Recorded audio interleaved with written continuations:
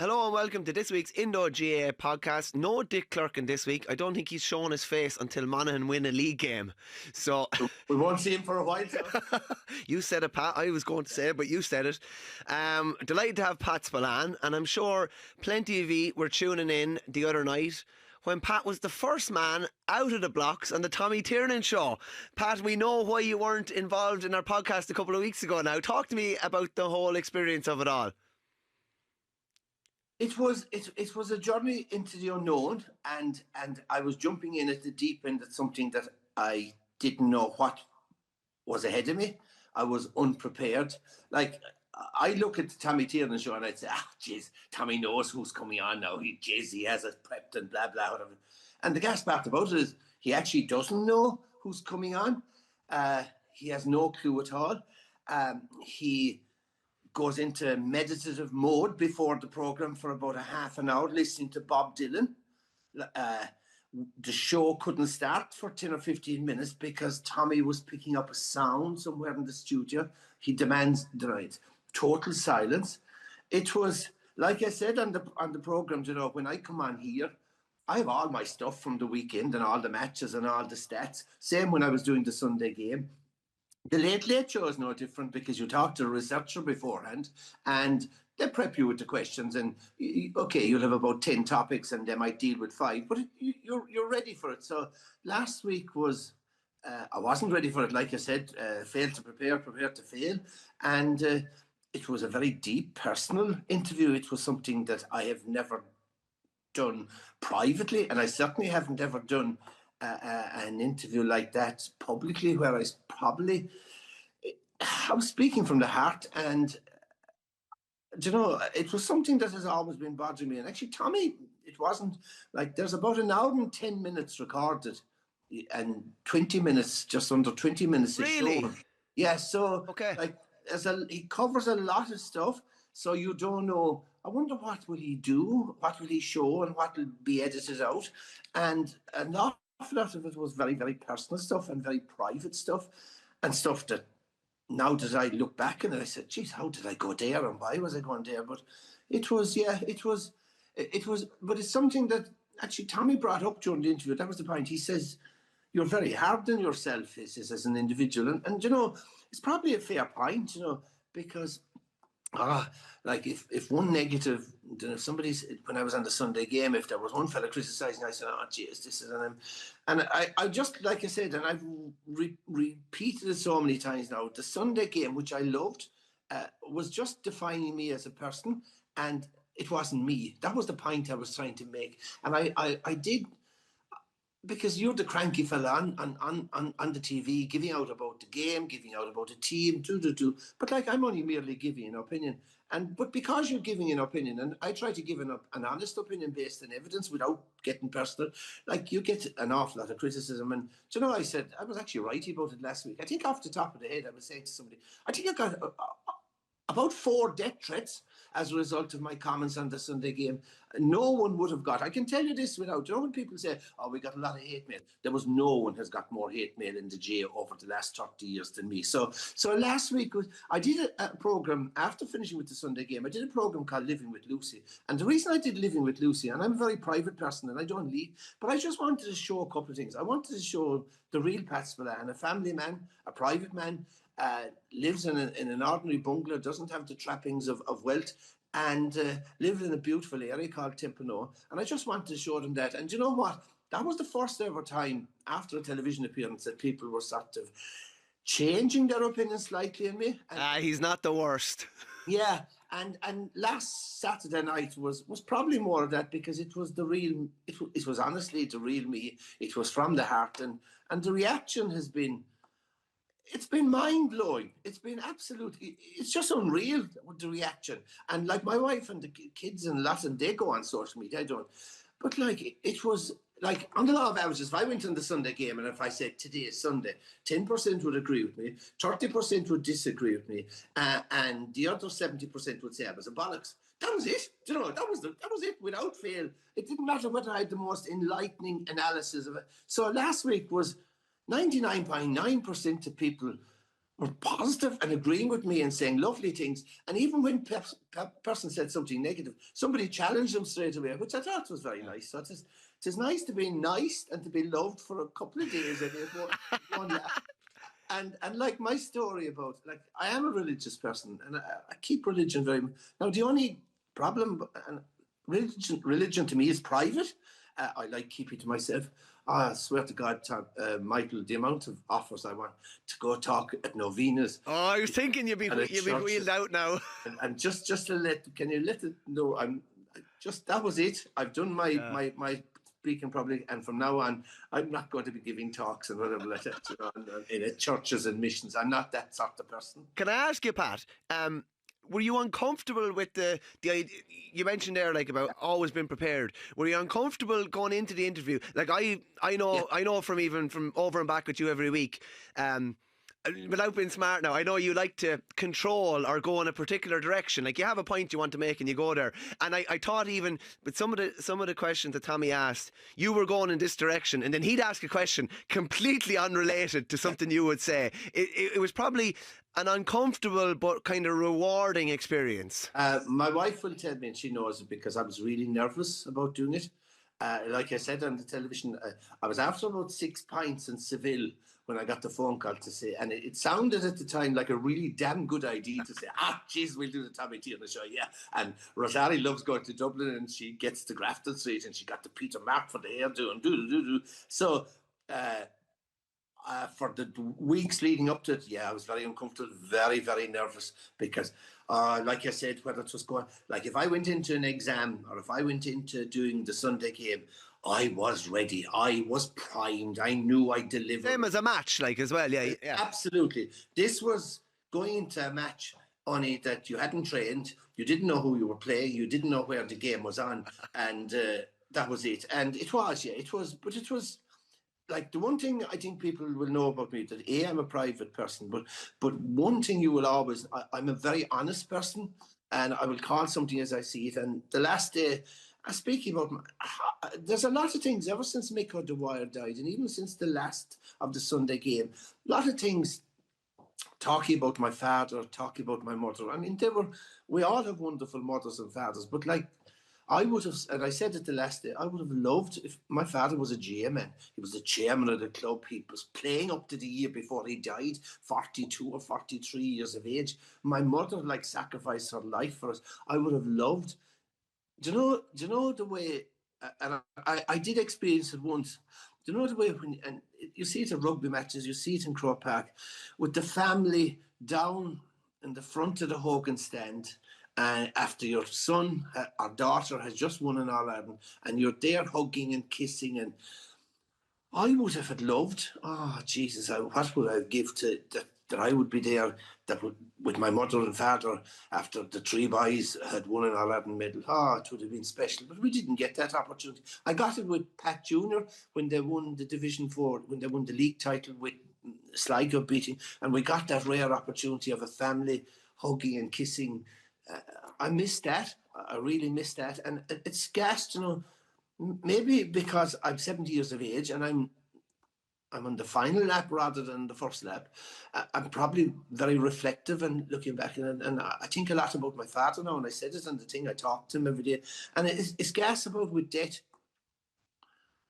And like, my father died in 1964. Like, that's 62 years ago.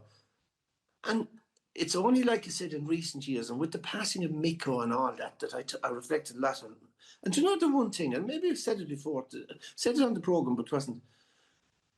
I can't remember much about the father. I knew what he looked like, and I can remember. But the one thing that I'm always trying to figure out, what did he sound like? It's gas. That's the one thing. That's the one thing that bothers me. I don't know what he sounded like, and that's strange. I keep thinking about that regularly. What did my father sound like? What sort of vibe? And I don't know. And so anyway, it was an interesting time. It was an interesting interview, and like I said, maybe it's a bit of therapy for me. Only that I did the therapy on national airwaves. We'll get back to what we do best. That is very, Yeah. very interesting insight, though, and just what you said about Tommy being in a meditative state, it's almost like during the interview he's almost in that state as well at different times as well. But just as regards the football, Pat, which we usually talk about, we often go off in different segues. But the football over the weekend, I was up in the athletic grounds for Armagh and Donegal. Just from an Armagh point of view, Pat, a case to kind of miss chances again. A lot of missed chances. Something I thought was maybe since the two-pointer came in, there's almost like a pressure to take on two-pointers. Yeah. And when they don't go over, it sucks oxygen out of you. And that's what happened to Armagh in the second half the other day at different times as well. Now, they missed a lot of other chances too, but there's almost like a pressure, and then they don't go over, and it's kind of, it sucks the life out of you a small bit, or can do.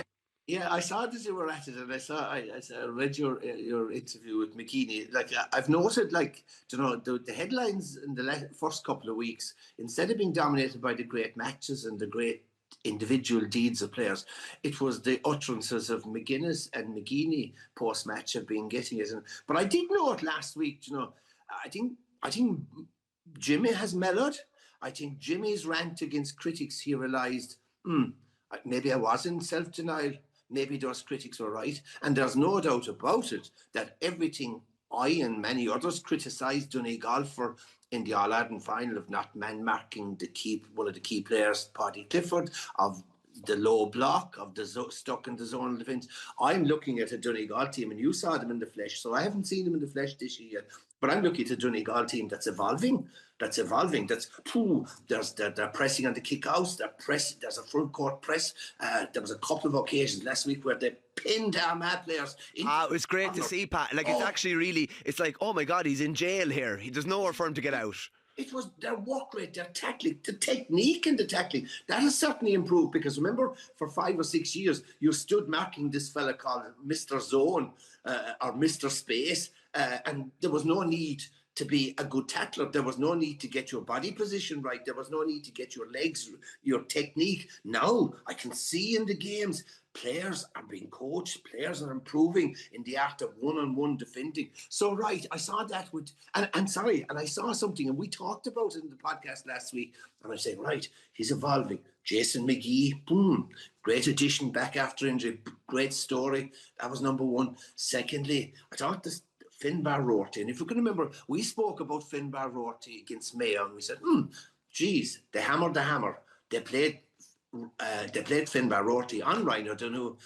Finbar played the game on his terms. Poor Ryan spent the day tracking back. And then last Sunday, the very same. Where does Finbar Rorty? He's put man marking. He's put man marking this time on Armagh's best player, Oisin Connaughton, and he had a great game again. And I'm thinking to myself, do you remember, like, when Philly McMahon was on the Gooch? Yeah. And I know, seemingly the Gooch was told, don't track Philly, don't follow Philly, you play us forward. But Philly attacked, and he sucked Gooch into following, and Philly was playing on his terms, and Gooch struggled. And I'm thinking, hey, Jim is a wise man. I'm thinking that he's planning ahead already. And guess who'll be marking Paddy Clifford if Kerry played Donegal again? It'll be Finbar Rorty. So Donegal evolving. There's a couple of things. And by the way, and just to say, Kerry people don't have a monopoly on being a cute tour. Jimmy McGuinness is as cute as Jack O'Connor. The ply of leaving Michael Murphy at home was a very smart move. But I'll tell you this, though, before talking about Armagh, I was looking at the game, and it was a really enjoyable game. Good high-scoring game, some brilliant individual. There was a couple of things. The Conor O'Donnell goal, I think it came after 3 minutes possession by Donegal. But it was the simplicity of the move at the end, the 1-2, running at the Armagh defence, putting the defender on the back, and the stop was unstoppable. But I remember there was one other piece of skill that I said, isn't that brilliant? Young McCall, is it Conor McCall? Yeah, Conor McCall, the young Conor.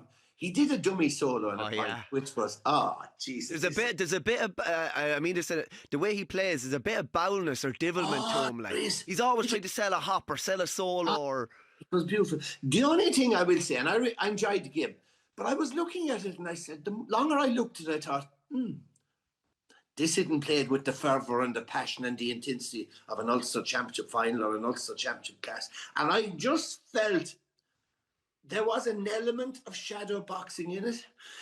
It was interesting, very interesting at the start. It was a 7-all. Donegal pulled ahead and won. Donegal pulled ahead. They controlled the game from then on. Their game management was very good, albeit, and this is what you're talking about, albeit it wasn't helped by Armagh's scoring efficiency. And I mean, we talked about, and we slagged them off a couple of weeks ago about the 8 punch pints against Galway and their poor decision making. They could have scored 2 or 3.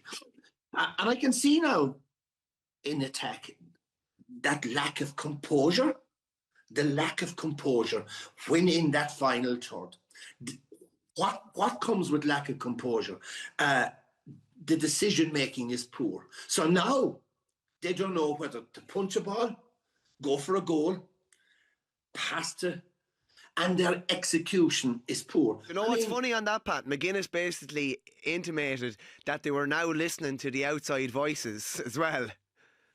I have a feeling it is. So, I mean, there's no doubt about it. I referred to it last week about the fella that failed the driving test for not using the wing mirror, and the following week failing the driving test for overuse of the wing mirror. And there's a bit of that indecision by Armagh. They don't know to go for the juggler. Do we take the pie? Is there an option for a better pass? And like the stats don't lie.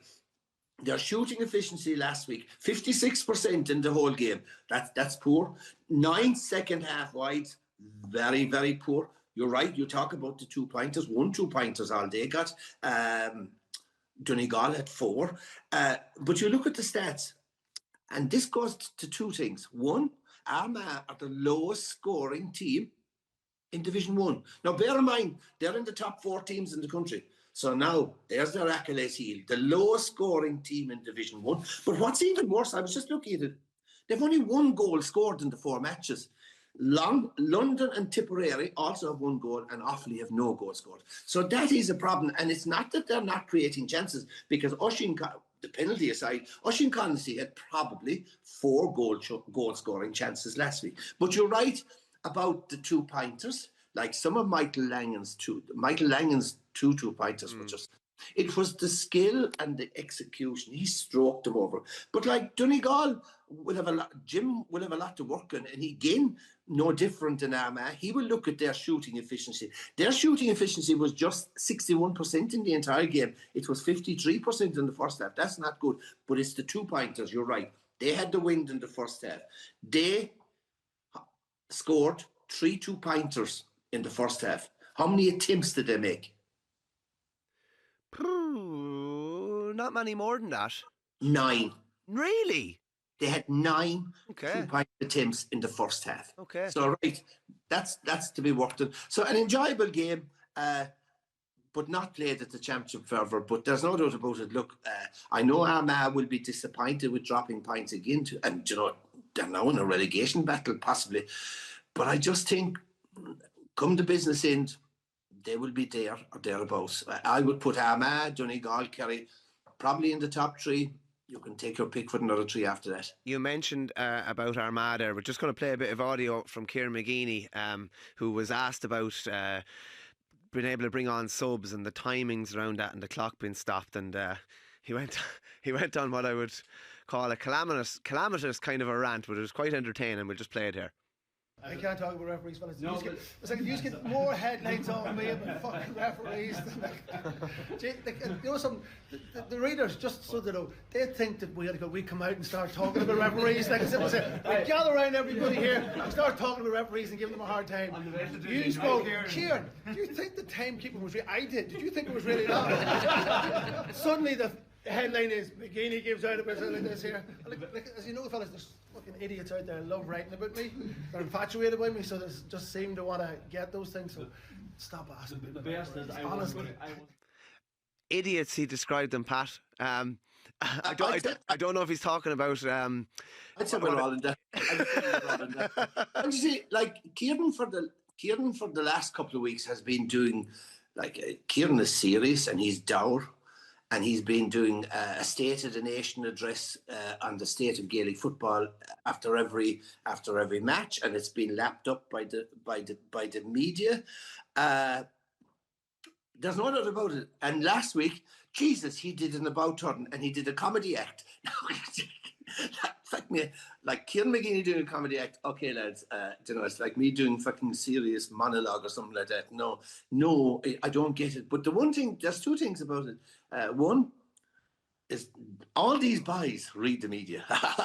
And don't tell me that I don't listen to these Egypts and I don't listen to this and I don't listen to that and do. No, they do. They're obsessed with it. That's number one. So, right, there's no doubt about it. Obviously, the likes of me was included in it, but all I can say is, the quote, the immortal words of the brilliant Catherine Tate. Am I bothered? I'm not. Yeah, anyway. It was a funny. It was. Listen, don't get me wrong. From a media point of view, it's a dream because there's loads of material in there. Something you did say earlier, though, during the league, you'll focus on performances and players to a point. You do need colourful, big personalities on the sideline. Like it does add to the whole thing. And even McGeeney and McGuinness were chatting for about a minute after, and I saw some sites making it out to be like that there was a big beef between them when they were clearly having a conversation. To be honest with you, I think the conversation, they were both very put out about various refereeing decisions throughout the game, and if I was to hazard a guess, I'd say that's what they were talking about. There was no great beef or anything like that, but having these personalities and these characters on the line definitely adds to proceedings. One thing I do want to finish on, Pat, Jason McGee.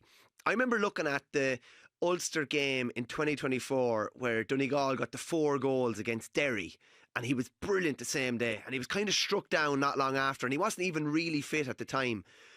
But like with the piggery comments and the emphasis on midfielders now, like he is a giant. He's wearing 14 in his back, and he is not playing 14, I can tell you that. But he is a giant, and he's able to get forward, he's able to get back, fielding ball, breaking ball. Donegal are fairly well endowed in that regard, aren't they? They are, and we won't go into the piggery because we've dealt with that. But there's no doubt about it, as we alluded to. Oh, geez, we're back to Sunday game.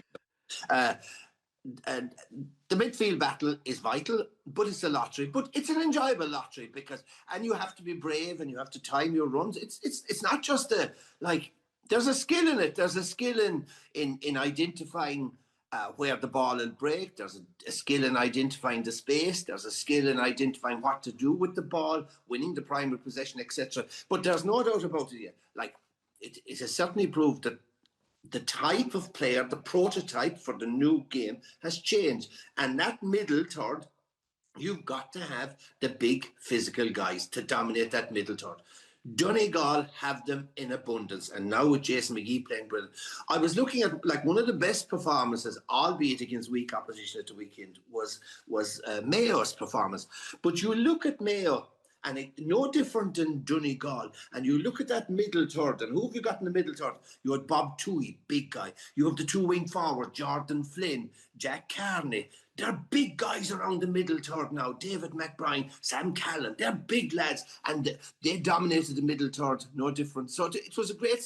I think did I read that Jason McGee had his 2 hips operated? It's a brilliant stuff. I was at a Clare function a couple of weeks ago, and I was listening to John Conlon describing how every effort he made to come back playing hurling, and no different. And it's brilliant to see. Did he say about the leeches, Pat? He did. Yeah. He spoke about them, and not knowing whether it was ever going to be a success or not. That's the brilliance of that was no different than what I was talking about. And I mean, it's when you're injured. You're a forgotten man, and it's a lonely battle, and it's not necessarily a battle you're going to win or succeed. But when you talk about that monkey or that chimpanzee inside the head, and you have the negative fella and the positive fella, you just got to listen to that positive guy. And obviously Jason has done it, John Conlon has done it, and it's brilliant. It's brilliant. Yeah, we'll be back with more after this break. We love to get your emails and comments into the Indo GAA podcast, so let us know your thoughts or firing questions to indogapodcast@independent.ie. And a reminder, our GAA podcast coverage is sponsored by AIB. Pat, you touched on Mayo. I don't know if you're a big basketball man, but when Kobe Bryant was doing his stuff, it was always take it to the hole, Kobe. And Kobe McDonald fairly took it to the hole at the weekend. What a man! What a young fella! What a performance! First of all, before talking about Kobe, because there was a couple of brilliant goals scored at the weekend. The one we just referred to earlier on, Conor O'Donnell's, was absolutely brilliant. The second best goal of the day was Kobe McDonald's. Oh, geez, a screamer into the corner across the goalie. Absolute. The third best goal, by the way, was Kieran Downey's. Did you see? Oh, yeah. He lobbed Niall Morgan. And do you know the look on the face of Niall Morgan? And it just reminded me of Con Hoolan's description of Paddy Cullen when Mikey Sheehy lobbed him for the goal in that famous All-Ireland in 1978. And Con's description was, he had the look of a woman who just got the smell of burning from the kitchen. In other words, knowing it was too late. And there was a fourth goal, which was a different type of goal, but I liked it. Chris Jones's goal for Cork against Meath. And, geez, he's honestly, I watched him playing club match against Timpano in a challenge game last year. And I thought, this guy is a serious inside forward. Ideally suited for the modern game with 3 up. He jinky runs. He makes great runs off the ball, on the ball. But his finishing, he's a goal. He only has one thing in mind. And his goal the last day was a daisy cutter that he just dribbled into the goal. It was brilliant. But Kobe McDonald, what a beautiful player. I mean, look, do you know, sometimes luck it plays a part. I always remember in every team I debuted with, whether it was with St. Brendan's College in Killarney, Timpano or Kerry, would you believe it or not, the first kick I had in all of those matches, I scored. Like, what a way to start. What a way to build up confidence. I mean, there's been so much hype. Look, there's hype about lots of players. And unfortunately, lots of players don't live up to the hype. But I haven't seen him playing. I've seen him playing in under 17, under whatever like that. But, 1-4. What a debut. What a beautiful player. And, like, I can see it's something we've been talking about. You know, you have Oisin Mullen, you had Pierce Hanley that went. You know, this is Mayo. Like, Kerry have lost Ben Murphy, and we know we have Mark O'Connor or whatever like that. But Kerry have a conveyor belt of talent that probably get away with it and have got away with it.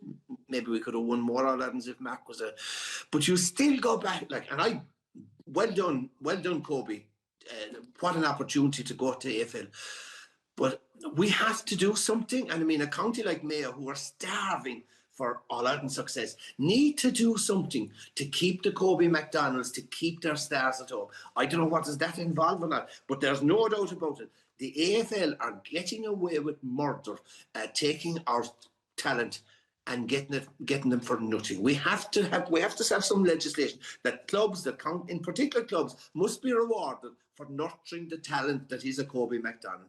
But lads, he's just a beautiful player. The AFL is bad. The AFLW is decimating decimating the ladies' game.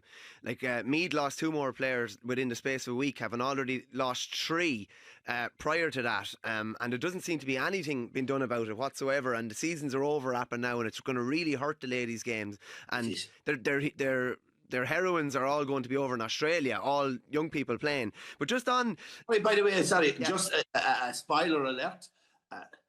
I just scored a couple of points if I came on against Monaghan midway through. They were, and I mean, it's gas, you know, like they shocked and surprised me last year by getting promoted, but the brilliance of their score, of their forward play, they were just brilliant. I know they're decimated with injuries, but they were woeful last Sunday. They were woeful. Yeah, just on Kobe really quickly, Pat. Some people would say, why is he allowed in a Mayo fold when you know he's going to be heading off to the AFL? You're basically preparing him for something else.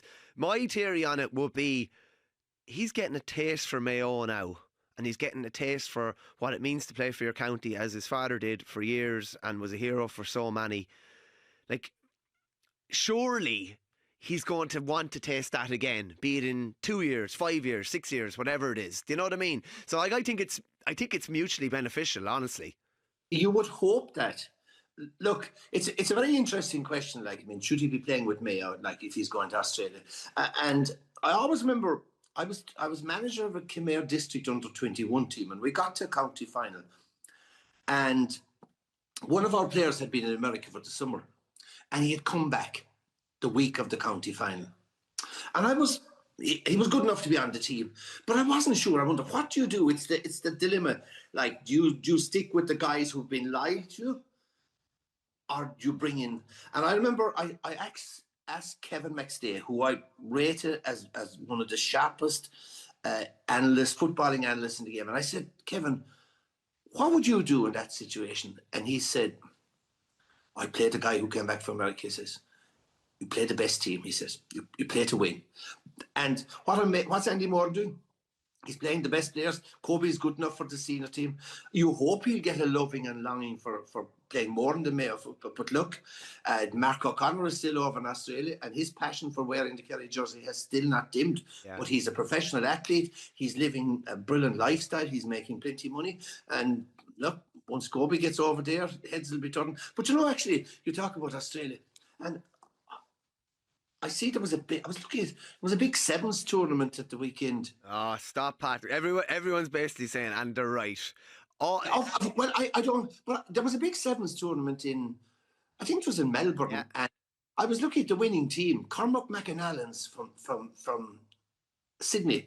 And I was looking at the players, Conor O'Macken from Armagh, Chris O'Donnell play with Kerry, and we talk about Tyrone's problems. Nathan Donnelly, Mark Bradley, Thomas McGuigan. Jeez, there was a county team playing in the sevens for Cormac McAnallen's. Do you know? And you can see, you can understand. Maybe, well, I can't understand. I mean, we talk about problems.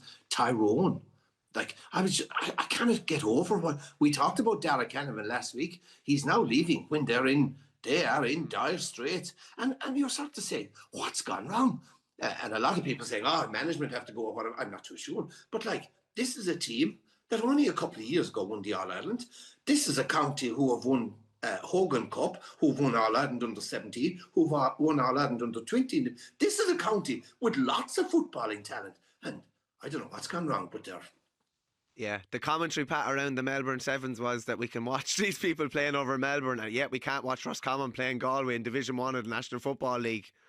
It's a fair point, but at least this week now I see, and I know the hurling boys will give you out. And rightfully so, because no Waterford and Galway, which is the biggest game of the weekend, really. Jesus, Limerick and Tip was a hard watch Saturday. Don't know if it was a hard watch because it was an non-event. Tipperary, Kilkenny and Waterford was interesting without... It was interesting. Okay, the football was... the Donegal was the best. I mean, man... Kerry Dublin was very good. We move into Kerry and Dublin while we're on it. One of the worst games between Kerry and Dublin in living memory. I swear to God, you've taken the words out of my mouth, because I've just finished my article for next Sunday. And you know, people have been brought up in a diet of Kerry Dublin clashes over the years. You know, the heroics of Mullins, the Morris Fitzgerald sideline pint in Turles, the Cluxton and Shawnee O'Shea match-winning freeze, the Kevin McMinimum, the heroics of Fenton. Do you know, we've been brought up of great atmosphere, great colour, great excitement, and it was probably, I would agree with you, it was probably the worst Kerry-Dublin clash I've seen for a long time. Someone will come up with a worse game, but it was awful. I remember after 18 minutes of the second half, I wrote down the score. After 18 minutes, it was 2-2 in the second half. Each team was... And I wrote down the Irish word, ladránach. Boring. Yeah. A shy crap I could have lost. After losing the will to live. Basically what happened was... And it takes two to tango, because Kerry were just as culpable. But Kerry had turned up, and they had figured out after a short spell of time, this Dublin team are inept. There's no bit of... And Kerry cruised in second gear. I don't think they even hardly broke out of second gear. They cruised, they hardly broke sweat. They won a game that they never looked like losing. And that's for Dublin. Now, Kerry will take some positives, because the boys are coming back. Tom Sullivan is back, and Paddy looked really serious. The first 20 minutes, they looked quite good. They had 6 different scorers. David Clifford scored a wonderful 2-pointer without ever even having momentum built up. Shawnee O'Shea did his usual heroics. Although I haven't met him yet, I must ask him, will that 2-pointer that was signalled wide by Hawkeye looked, is there an issue? I'm intrigued because it looked like the 2-point to me, and Hawkeye said no. But anyway, so Kerry, there was a few positives from Kerry. The negative was they didn't really create any goal-scoring chances. They didn't play well. They played well within themselves. And again, no different than the games against Roscommon and against Galway. Games that they should have won easy, they allowed the opposition back in. Now, they were only tying with Dublin, and they were 8 points up and cruising, and Dublin came back to 3. Now, Kerry got recovered again, Dean. So, Jack will have work to do now, and I can see Kerry will have Jack will have been cranky with that performance, and it wasn't an acceptable performance from Kerry. And the bad news is that next Sunday, it's Monaghan is coming to Killarney, and that could be a difficult afternoon because these boys are out. But Dublin... Just on Dublin, Pat, is it a case of like he's trying to develop, trying to find lads? Is it short-term pain for long-term gain, or is there pain coming? I think there's just pain coming. I mean, the stats was that he looked at 164 players, both seasoned and youngsters over there, and judging by what he's, the old fellas are operating on muscle memory. Some of them. They don't have the passion, the work rate, the attitude that you expect at times. The youngsters don't seem to be up to the standard. The impact subs, which was always something that Dublin were brilliant at, no impact from the subs that came on last week. And I thought, their attacking play, it's, old habits die hard, And do you remember with under Gavin and even with Desi, they were so programmed. Their build-up play was so slow, was so laborious. It was sideways. And again last week, it was like they couldn't get rid of those old habits. There was no tempo to their play. There was no... They're not an exciting team to watch now at all. Jesus. Not a bit. It was boring. It was ledronic. It was awful. And yes, they came alive in the last few minutes, knocking the 8-point deficit down to 3, and they did that against Monaghan as well. So why did they do that? They threw the shackles off and went at the opposition and put a bit of energy and put a bit of attitude. But oh God save us, it's it was a 6-point hammering. If there's such a thing as a 6-point hammering, it was a 6-point hammering because they were like. And think about it. This is the second weekend in a row. Now, when last, the second weekend in a row that matches involving Dublin were so bad. Like, that's unbelievable. You could say a once-off bad performance, but a bad performance against Monaghan when they should have been beaten by Monaghan, and we know how poor Monaghan are, and an even worse performance against Dublin and producing arguably the poorest performance I've seen from a Dublin team since, I presume, the pre-Pat Gilroy year. I'm not too sure. It's going back a long way. Yeah. We'll get this. I won't write them off now. No. Yeah. Just in case I'm not giving. I've been that stupid soldier in the past saying Francie Bellew, my mother can run faster than Francie Bellew, and he gets man of the match in the second half. I've been that stupid soldier that said Kerry will hammer Cork in a Munster semi-final in 2020. They've been beaten. So I'm not going to write. I remember saying one time, if some county won, I'll ride naked on horseback through the streets of Dublin. Believe me, if Dublin win Ireland, I will not be riding naked on a horseback through the streets. But on the basis, all we can operate at the moment is the basis, the evidence. And we've seen from 4 matches in the league that not only have they a slim chance of winning the Ireland, but they'll have a big struggle even if they can win a Leinster title. So it's that hill is a mountain. The final Division 1 game, Pat, like what a remarkable comeback in Salthill on Saturday night by Roscommon. Only those that were there really got to see it properly at the time, but they were down and out basically. And like marked outside could easily be 4 from 4 now. Donegal are the only team that are 4 from 4. But what a comeback. And like when you think about, I remember them going really well in Division 1, I don't know, was it 2 or 3 years ago?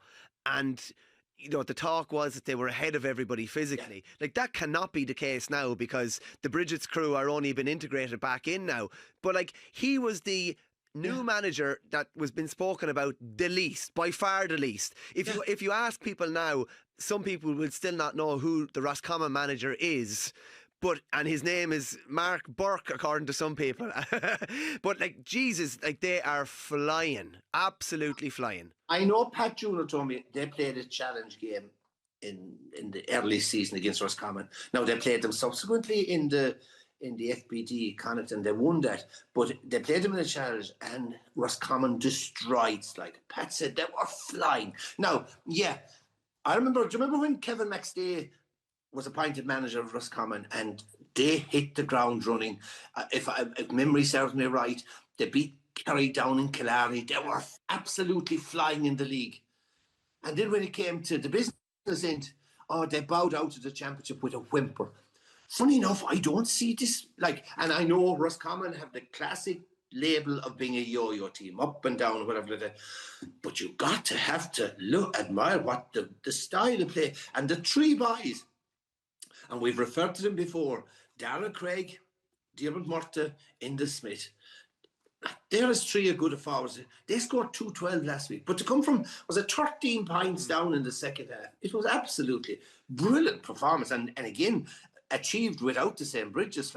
So you're right, Mark Dowd, he's an unsung hero. He's certainly, but, 4 rounds of the league, 3 to go still, early days. But geez, if there's a shock team, a team that has surprised me, well, obviously it's Roscommon. It has to be. Yeah. Just on Division 2, Pat, like Division 2 is kind of where it's at in many respects. I think there's a couple of games been broadcast live this weekend. That Meath Cork game was huge at the weekend. It was played in Páirc Uí Rinn.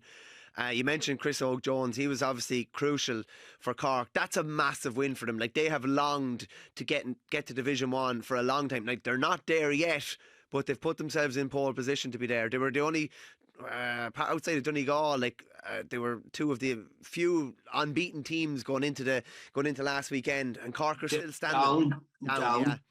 Yeah. But you're right. Yeah, John Cleary is doing a good job. He's doing an unbeaten. Okay, admit, until the Meath game, you could say they had a softer ease. Remember, they have Derry, they have Tyrone, and they have Kildare left. Now Derry next Sunday up in Derry, isn't it? That's the big one, because I start to fancy Derry. I think they've got their act together after that first round defeat against Meath. They're progressing well, but great momentum. They have nice forwards. There's a young forward just after being introduced from Bantry, Dara Sheedy. It looks very impressive. Mark Cronin from Nemo, like Stephen Sherlock under the old rules was sort of a liability because he didn't have work rate, he didn't track back. Now Stephen Sherlock has been used for what he's good at, kicking 2-pointers. Ian Maguire and O'Callaghan at midfield, two good midfielders as you find in the county. Actually, hopefully, I don't know why he was sent off, by the way. Yeah. It didn't look like a sending off, but it's good for, it's like, and a great atmosphere. Do you know, Cork play in Páirc Uí Rinn, or in Páirc Uí Chaoimh, and a Super Value Páirc Uí Chaoimh, and there's 3,000 in a stadium and 40,000. Páirc Uí Rinn last Sunday, 6,500. Nice compact ground, great atmosphere, and it's look, a successful Cork team is good for the GAA. It's certainly good for the Munster Council because it'll have a competitive Munster Senior Football Championship, and it's actually good for Kerry because you need that Kerry-Cork rivalry. They bounce off at each other, but they're good for. And so Cork are doing well. But this Sunday, this is the litmus test. This is the real. You could say Meath last week. Cork were at home. Sean Rafferty was missing. Matthew Costello was missing. In actual fact, and of course the controversial thing, Jack O'Connor's 2 points score that was given as a 1 point. Could you imagine that happening in an All-Ireland final? It hasn't happened yet, but the controversy. But no, there's a good attitude there. They're working hard. They have good talent coming through now, and they're. Yeah, and I'm glad to see. I swear to God, people say, you Kerry fella, you hate Cork. No, Cork is a proud footballing county. There's great football supporters there, and they've been in the doldrums for way too long, and they need. And this is the key. They need Division 1 football. That is the only way you're really going to progress and improve and to be a serious championship contender is to get into Division 1. Well, they've put themselves in a great shout with getting there now. They just need to go and finish the job. As regards other results, you mentioned briefly earlier, big result for Louth in RD, and a fairly, I wouldn't say, they obviously lost to the what were the Leinster champions last year, but Tyrone were expected in nearly all quarters to win that game. Now all of a sudden, if they'd won that game and Dara Cannon was heading off, it's okay or whatever. But now it's a lot less than okay, and they're going to be staying in Division 2, barring some sort of a miracle that I don't even think is possible. But the big, like I said to you earlier on, given the talent and given the success they've had, I cannot figure out what's going on. Okay, we did say that, and we've always alluded, like, they came last year to Croke Park to play Kerry in the semi-final. They didn't raise a gallop. They bowed out with a whimper, and that's so unlike Tyrone teams. We know we've constantly mentioned the problems with they don't have a kicking game in transition. That's number one. And secondly, they don't have those big vital target men up front. Jesus, I mean, they have good guys around the middle, Kilpatrick and who's the other one? Brian Kennedy. And Brian Kennedy, big guys around the middle of the field. But like, you're looking at, I mean, the crazy situation, the doomsday scenario, which would be the joke of all jokes, is if they did get relegated, which is not beyond the bounds of possibility. If they did get relegated, they're playing Armagh in the championship. Unlikely to beat Armagh in the Ulster Championship. And so that means if they don't reach the Ulster final, isn't that correct? They'd be in the Tailteann Cup. Now, that would be a joke. But I've spoken about the Tailteann Cup for years. The Tailteann Cup winners over the last number of years have been Kildare, Westmeath and Meath, and is it Down was the other one. But like they're not teams that should be in the Tailteann Cup. They're teams who were in the Tailteann Cup because they were underperforming. Now, what if Tyrone are in the Tailteann Cup? This would be a complete and utter joke. They're there because of they underperform. Tailteann Cup should be confined to Division 3 and Division 4 teams. Full stop. Yeah. The other Derry gave Offaly a fair pasting up in Celtic Park the other day. They're in decent fettle. Offaly not so, and they're going straight back down to Division 3. There's no point in saying any different. But Cavan beating Kildare would have been seen as a bit of a, like, Cavan have been close obviously, and they've lost some games by one score, but it looked like Kildare were kind of putting themselves in a in the shop window for Division 1, and that's a disappointing result. But I think Kildare were flattering to deceive, and I think off the top of my head, Kevin Feely was missing last week. But Cavan were unlucky. Should have beaten Cork in the first round. Cavan were unlucky in the opening round, and they deserve it. But like, this is a Kildare team that are, like, we spoke about it before, that it's a team in transition. They have a lot of new players brought in. A lot of the old guys are gone. They got a rude awakening against Derry in the previous round, and they'll be struggling. They'll be there or thereabouts, struggling to avoid relegation as well. Clare had a good win against Laois. They finished 24 points to 215. They're kind of back on track there. Down put up a monster score against Wexford. It was 129 to 119. Westmeath won again. They're kind of on track. Were you in Markovic at the weekend? No, I was recovering from the Tommy Tiernan Show. I as part of my due diligence for this programme, I watched everything, listened to every radio commentary. Markovic was a victory that Sligo needed a victory over Limerick. It was a dogged, I was listening to the commentary on the radio, a dogged affair, difficult conditions. Limerick had a player sent off for a black and a yellow with over 20 minutes to go, and Sligo fell over the line. I mean, the team probably that I've been impressed with in the lower divisions, you have to throw your hands out to Carlow. Yeah. Unbeaten. I said at the start of the year, they were my tip for promotion because I saw them last year. Joe Murphy took over mid-season. They're playing nice football. They're well coached, and I think even at this stage they're going to get promotion. And Wicklow got their promotion tracks bid and tracked by a big hammer in London. So, probably only surprise. Antrim at least got their act together by beating Leitrim. And unfortunately, what is it? Watford have no win. Fermanagh have no win, and your county Offaly have no win. And Fermanagh look already doomed for relegation. Yeah, thanks for that, Pat. I appreciate that. We've no win in hurling or football, unfortunately. Sometimes you can kind of you can be down a division a small bit and you're getting loads of wins, and everything is great. And then you get up to the higher division and it's all losses, and you end up coming straight back down, which looks like it's going to happen in both. It's definitely going to happen in both codes, unfortunately. Pat, like in fairness, and because you're from Offaly, like in fairness, and like for a small county to be challenging as a dual county at top level in hurling and at a very acceptable level in football is brilliant. But like, they seem to be suffering from injuries, and when a small county struggles with injuries, with the concise nature of this split season, like the Kerrys have no problem, and the Donegals have no problem, but the likes of Offaly, you suffer a few injuries and the quality isn't there to replace them. So that's what's happening, unfortunately. Great stuff, Pat, as always. Enjoy. You were a star before the Tommy Tiernan Show. Enjoy your superstardom now. Kick the feet up. Enjoy yourself, Pat. Talk to you soon. Thanks, Mikey. Good luck.